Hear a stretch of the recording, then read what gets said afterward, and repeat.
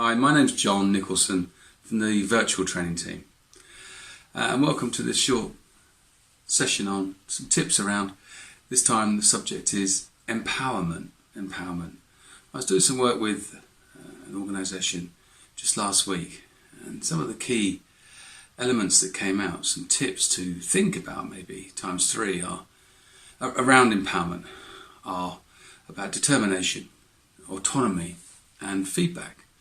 Now for me, empowerment is, as a manager, how you give autonomy and authority to others in your team to do the jobs that you want them to do, to delegate away the tasks that they should be doing, enabling you as the upside to have time to think, to do all of the things that you need to do as a manager ongoing. So three things that you might want to think about in terms of empowerment are, as I mentioned, the upsides, autonomy and feedback. Upsides. Often we look at empowerment or delegation as something that is going to take us a great deal of time, or the other person might not do as well as we do, or indeed we might not trust them to do it as well as we could do it ourselves.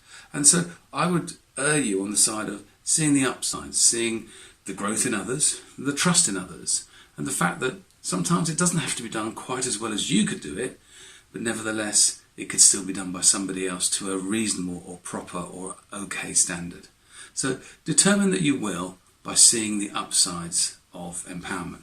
And secondly, about autonomy.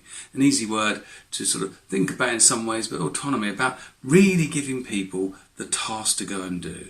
Giving them the resources, the time, the space, not then reverting to micromanagement after we've told them that we've given them autonomy, but truly giving, after discussion, but giving them the space to go and have that time to deliver the work that you want them to do.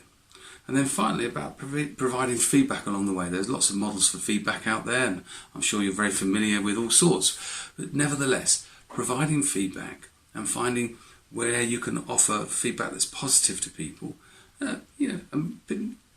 Research shows that people want their feedback and they want it focused on their strengths rather than without ignoring their weaknesses. So do think along those lines of giving them feedback. So three things for empowerment. Determine that you will by seeing the upsides, give autonomy and support to the people in your teams when you are empowering them, and finally give them feedback along the way. Good luck.